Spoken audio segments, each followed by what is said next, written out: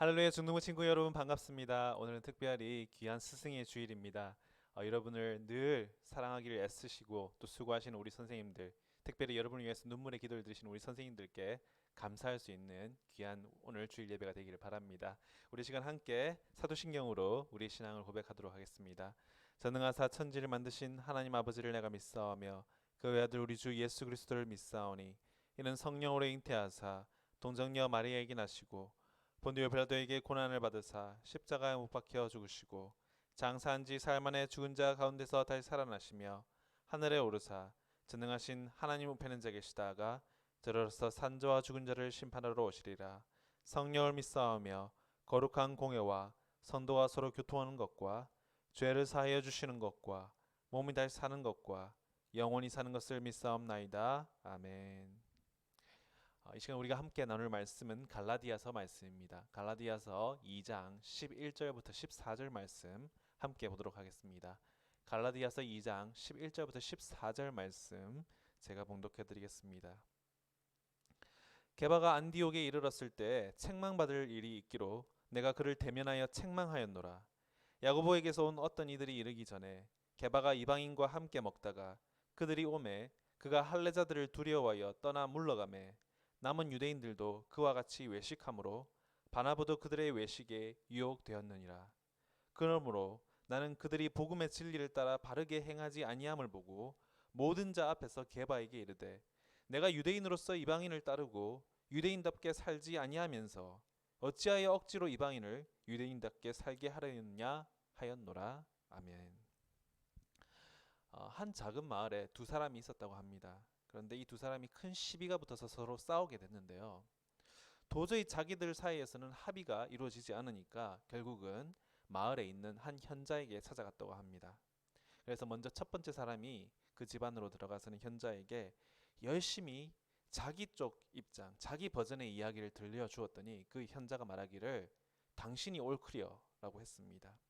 다음 두 번째 사람이 이제 자기 차례가 돼서 그 집안으로 들어가서 현자에게 자기 입장에서 자기 버전의 이야기를 또 들려드렸더니 이번엔 또 현자가 당신이 진짜 옳구려 하고 맞장구를 치더라는 겁니다. 이것을 곁에서 보던 이 현자의 아내가 나중에 남편을 나무라기를 두 사람 다 정반대의 이야기를 하고 있는데 당신은 그때마다 옳다고 하다니 그게 무슨 말도 안 되는 소리입니까? 둘 다 옳을 수는 없지 않습니까? 라고 얘기를 했더니 현자가 아내에게 말하기를 당신이야말로 옳구려 라고 대답했다고 합니다. 그렇습니다. 여러분, 다툼이나 충돌을 좋아하는 사람은 아마 우리 가운데 없을 겁니다. 될 수 있으면 다툼을 피하는 게 상책일 수 있겠죠. 그런데 모든 경우에서 다툼과 충돌을 피하는 것이 좋은 것만은 아닙니다. 특별히 공동체를 위하여서 또 교회를 위하여서 필요한 충돌과 다툼이 있을 수 있다는 것입니다. 오로지 다툼과 충돌을 피하기 위하여서 문제를 덮으려고만 한다면 오히려 이후에 더 큰 피해와 또 더 큰 대가를 치러야 할 때가 있다는 것입니다. 오늘 본문은요, 초대교회에서 일어난 갈등 중에서 가장 유명한 사건입니다. 당시 교회에서 가장 큰 영향력을 가지고 있었던 두 사도가 서로 정면으로 부딪힌 사건이었기 때문입니다. 그래서 이 사건 자체도 그렇지만 이 파급 효과도 이후 초대교회에 큰 영향을 미치게 됩니다. 함께 먼저 왜 이런 일이 일어났는지 그 사건의 발단부터 살펴보기로 하겠습니다. 오늘 우리가 함께 읽은 본문 12절을 보니까 야고보에게서 온 어떤 이들이 이르기 전에 게바가 이방인과 함께 먹다가 저희가 오매 그가 할례자들을 두려워하여 떠나 물러갔다라고 나오고 있습니다. 여기서 게바는 베드로인데요. 베드로가 어떤 사람인지 우리가 잘 알고 있지 않습니까? 베드로는 예수님의 수제자, 제자들 중에 제자였고요. 꿈에 하나님의 환상을 보고 최초로 이방인에게 복음을 전한 선교사이기도 했습니다. 예수님께서 또한 살아계실 때 직접 베드로를 일으켜서 내가 내 교회를 반석이라는 이름 뜻을 가지고 있는 내 위에 짓겠다라고 말씀하셨고요. 심지어는 천국의 열쇠까지 내게 맡긴다라고 말씀하셨습니다. 또한 오순절 설교 때 하루에 5천 명을 개종시킨 능력 있는 설교자이기도 했고요. 또 은과 금은 내게 없거니와 내게 있는 것으로 내게 주겠나니 나사렛 예수의 이름으로 내가 걸으라라고 해서 안진뱅이를 걷게 한 이런 이적을 포함해서 수많은 이적을 베푼 능력의 사람이기도 했습니다. 뿐만 아니라 아나니아와 삽비라 부부가 거짓말을 했을 때 성령을 속인 그들에게 영혼이 떠나게 했던 그런 두려운 능력을 가진 사람이기도 했습니다. 그야말로 초대교회 당신의 압도적인 영향력과 존재감을 가진 사람이 바로 베드로였다는 것입니다. 그랬던 그가 평소처럼 이방인들과 함께 율법에서는 금한 음식을 먹으면서 이방인들과 교제하면서 잘만 지내다가 예루살렘에서 왔다는 유대인들이 오니까 슬쩍 자리에서 일어나 그 자리를 피해버렸다는 것입니다. 그 이유를 바울은 12절에 베드로가 두려워서였다라고 밝히고 있습니다. 그렇다면 여러분, 베드로가 두려워한 게 무엇일까요? 사람들의 눈, 인식, 평판 이런 것들이었을까요? 이방인들과 교제하며 음식에 관한 율법을 어겼다는 이유로 유대인들이 다수였던 이 예루살렘 교회에서 자신의 영향력과 또 자신의 명성에 타격을 입을까 두려워한 것이었을까요? 그게 무엇이었든 간에 분명한 것은 베드로의 행동은요, 하나님을 두려워한 것이 아니라 사람을 두려워한 결과였다는 것입니다. 근데 여러분, 이게 비단 베드로만의 문제일까요? 우리에게도 이런 모습들이 자주 있지는 않을까요? 하나님을 두려워하고 하나님을 의식해야 되는데 우리는 너무나도 쉽게 또 너무나도 자주 사람들을 의식하고 사람들을 의식하며 살고 있지는 않습니까? 내 이미지를 걱정하면서 늘 강박과 두려움에 사로잡혀서 살아가고 있지는 않습니까? 분명히 가족 안에, 우리 중등부 안에, 우리 교회 안에, 그리고 우리가 속한 공동체 안에서 문제가 있음에도 불구하고 그 문제를 지적함으로써 관계가 껄끄러워지고 또 관계가 데미지가 갈까봐 두려워서 그 문제를 마주하는 것을 회피한 적은 없는지 한번 우리 스스로를 돌아볼 수 있기를 바랍니다. 베드로는요, 예루살렘에서 온 이 할례자들, 유대인들을 두려워했고 그 연쇄작용으로 그 주위 사람들도 이 예루살렘에서 온 사람들을 눈치 보고 두려워했다는 것입니다. 그런데 단 한 사람 예외가 있었으니 바로 그 사람이 바로 사도 바울이었습니다. 여러분, 우리도 마찬가지입니다. 그게 누구든 말이죠. 목사님이든 장로님이든 선생님이든 문제를 분명히 서로에게 지적할 수 있어야 됩니다. 진짜 관심이 있다면, 진짜 애정이 있다면 문제를 외면하는 것이 아니라 문제를 직시해야 한다는 것이죠. 그렇지 않으면 더 큰 문제를 이야기할 수 있고 나중에는 타이밍을 놓쳐서 손 쓸 수 없는 지경에 이를 수도 있기 때문입니다. 바울이 하늘 같은 선배였던 베드로에게 직언했던 것처럼 우리 인간은 누구나 넘어질 수 있기 때문에 그게 누구라도 우리는 들을 수 있는 귀와 마음을 가져야 한다는 것입니다. 아무리 아파도 그게 나를 위한 말이라면 더더욱 우리는 뼈 아파도 그 말에 귀를 기울여야 한다는 것입니다. 이렇게 베드로의 그릇된 행동의 근간이 두려움이라고 말씀드렸다면 그 두려움으로 인한 그릇된 행동의 실체가 무엇인지 오늘 본문이 말하고 있는데요. 그것은 바로 외식, 위선적인 행동이었습니다. 13절 말씀입니다. 남은 유대인들도 저와 같이 외식함으로 바나바도 저희의 외식에 유혹되었느니라. 외식하다, 위선적으로 행동하다는 게 무슨 의미일까요? 그것은 선한 척, 거룩한 척, 착한 척, 의로운 척 한다는 것입니다. 17세기 절대 왕정을 이룩한 위대한 태양왕 루이 14세 때 있었던 일이라고 합니다. 그 당시 프랑스 소속의 궁정에 그 사제였던 신부님이었던 프랑스와 페널롱이라는 분이 계셨는데 어느 주일날 왕과 수행원들이 이제 예배를 드리기 위해서 궁전 안에 있는 예배당에 들어왔더니 주일 예배를 드리려고 예배당에 들어왔더니 자리에 아무도 없이 오직 교회 한가운데 강단 한가운데 신부님만 서 있더라는 겁니다. 그래서 너무 놀란 이 루이 14세가 신부님에게 대체 다들 어디 갔냐고 왜 혼자 있느냐고 물어봤다고 합니다. 그때 신부가 이렇게 얘기했다고 합니다. 오늘 제가 미리 공지를 내렸습니다. 왕께서 지방에 출타하시기 때문에 오늘 예배에 참석할 수 없으실 거라고 공지를 했습니다. 이제 왕께서는 누가 진정으로 하나님을 예배하려고 교회를 오는지 그리고 누가 왕께 아부하려고 교회를 오는지를 판단하실 수 있게 말입니다. 그렇습니다. 여러분, 베드로의 외식, 위선은 무엇이었을까요? 그의 외식은 율법을 엄격히 지키는 이 유대인 크리스천들 앞에서 나도 너희와 똑같이 열심히 율법을 지키는 척 했다는 것입니다. 그래서 이방인들과 함께 이방인들의 주식이었던 돼지고기를 먹다가 벌떡 자리에서 일어나서 자리를 피하였던 것입니다. 그런데 문제는 거기서 끝나지 않았다는 것입니다. 제자 중에 제자요 사도 중에 사도였던 베드로가 그런 모습을 보이니까 베드로 옆에 있었던 다른 유대인 선교사들, 유대인 목사님들, 유대인 교사들도 똑같이 따라서 자리에서 일어나서 그 자리를 피했다는 것입니다. 그래서 그 자리에는요, 이방인들만 뻘쭘하게 남아서 식사해야 했다는 것입니다. 여러분, 남겨진 이방인들이 그 상황을 파악을 할 수 없었을까요? 여러분, 똑같이 한번 대입해서 한번 생각해 볼게요. 식당에서 여러분들이 같이 밥을 먹고 있는데 여러분들과 밥을 먹다가 여러분 친구가 갑자기 누가 들어오니까 갑자기 자리에서 벌떡 일어나서 다 먹지도 않았는데 식판을 싱크대에 가져다 두고 가버리면 여러분 기분이 어떻겠어요? 이방인들이 자기들 때문에 베드로와 다른 유대인 선생님들이 자리를 떠난 걸 어떻게 모를 수가 있었겠습니까? 남겨진 이방인들이 얼마나 당혹스럽고 얼마나 배신감을 느꼈겠습니까? 베드로는 하나님이 주신 환상을 통해서 하나님이 거룩하다 여기 말씀하신 걸 사람이 부정하다 할 수 없음을 분명히 환상으로 깨달았습니다. 무엇이든 주님의 이름으로 감사함으로 받으면 뭐든지 먹을 수 있고 뭐든지 거룩하게 받을 수 있다는 것을 그는 알고 있었습니다. 더 이상 율법에 대한 음식에 대한 율법과 또 본질적이지 않은 율법에 얽매이지 않아도 된다는 사실을 알고 있었습니다. 그러나 그는 여전히도 율법주의에 얽매여 있었다는 것을 오늘 그의 외식적인 행동에서 발견할 수 있습니다. 율법의 완성이요, 율법을 완전케 하신 우리 그리스도 예수 안에서 우리가 더 이상 구약의 율법에 얽매이지 않아도 됨을 알면서도 그는 그 사실에 대해서 당당하지 못했고 여전히 과거의 습관에 지배당해버려서 율법을 엄수하는 척 코스프레를 했던 것입니다.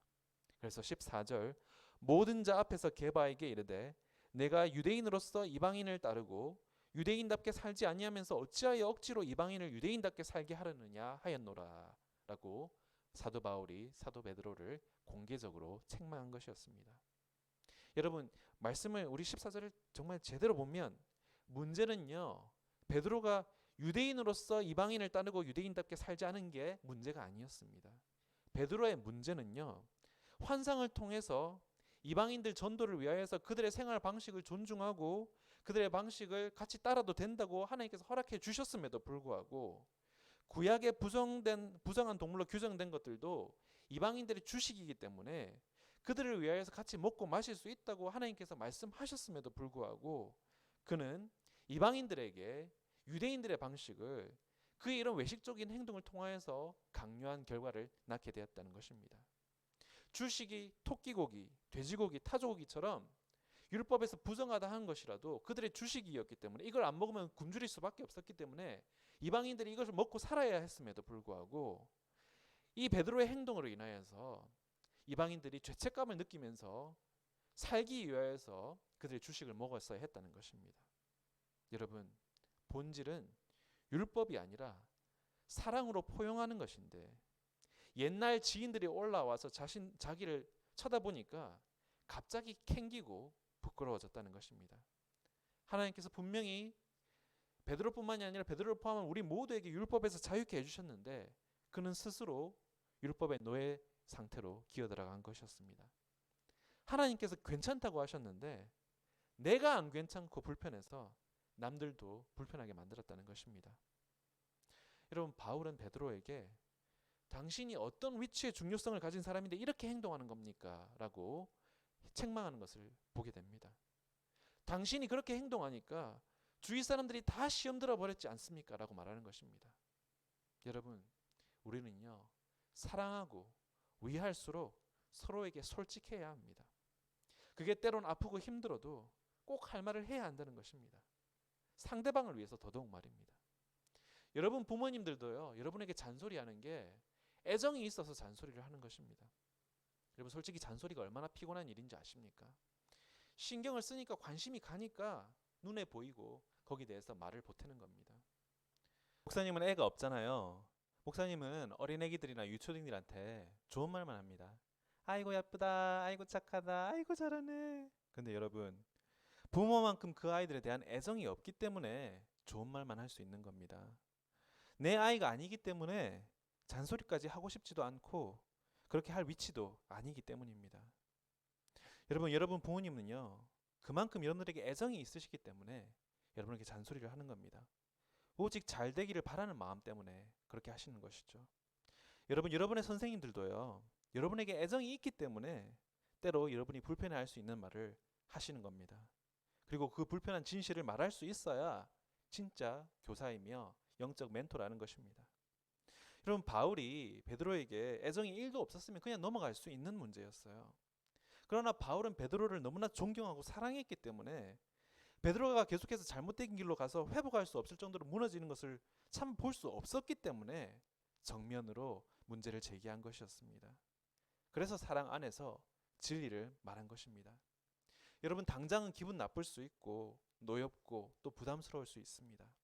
그러나 돌이켜보면 그게 다 사랑의 권면이요, 잘 되길 바라는 마음에서였다는 것을 깨닫게 됩니다. 나이가 들수록 말입니다. 베드로가 당시 바울의 이런 공개적인 책망에 어떻게 즉각적으로 대응했는지를 우리가 알 수는 없지만, 그러나 베드로는 이후에 베드로후서 3장에서 바울을 자신과 동등한 사도로 인정할 뿐만이 아니라 바울이 쓴 모든 서신서를 권위 있는 성경으로 인정하고 있음을 발견하게 됩니다. 사랑 안에서 진리를 말하는 것은요, 당장은 불편할 수 있어도 롱텀으로 봤을 때는 결국 사이를 나누는 것이 아니라 더 긴밀하게 하나로 맺어준다는 사실을 우리는 바울과 베드로를 통하여서 확인할 수 있습니다. 여러분의 선생님들은 여러분의 비위를 맞추려고, 여러분의 기분 맞추려고 이름 없이 빚도 없이 대가도 없이 중등부 교사로 지원하신 것이 아닙니다. 하나님을 사랑하고 또 여러분께 관심이 있고 사랑이 있기 때문에 이 자리에 자원하신 겁니다.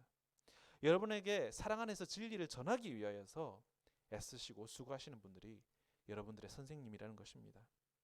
비록 지금 우리가 코로나 시대를 살면서 코로나 때문에 우리가 소그룹을 모여서 함께 대면해서 여러분의 선생님들이 여러분들을 가르치지는 못하시지만, 오히려 그 때문에 더더욱 여러분들을 위해서 눈물로 열심히 기도하시는 분들이 여러분들의 선생님들이라는 겁니다. 그런 선생님을 기념하는 오늘 스승의 주일, 여러분들 마음을 담아서 감사하기도 할 수 있는 귀하고 축복된 날이 되기를 바랍니다. 눈에 보이지는 않지만요, 여러분의 매일매일을 지켜주는 힘 안에는 그분들의 기도도 있다는 사실을 기억할 수 있기를 바랍니다. 지난주 말씀드렸죠. 하나님께서 여러분들의 부모님들을 여러분의 수호천사로 붙여주셨다는 사실을 말입니다. 선생님들도 마찬가지입니다. 하나님께서는요, 여러분들의 부모님들을 통하여서, 여러분들의 선생님들을 통하여서, 사람들을 통하여서 여러분들을 사랑하시는 분이십니다. 그러므로 여러분들 부모님과 선생님들께 감사함과 동시에 그분들을 통하여서 여러분들에게 사랑을 베푸시는 하나님께도 감사할 수 있는 귀한 오늘이 되기를 바랍니다. 바라기는 남서울미랄교회 중등부는요, 선생님의 일방적인 학생 사랑뿐만이 아니라 쌍방향으로 서로 사랑하고 존중하고 위해서 기도할 수 있는 그런 귀한 사랑의 공동체가 되기를 바랍니다. 함께 기도하겠습니다.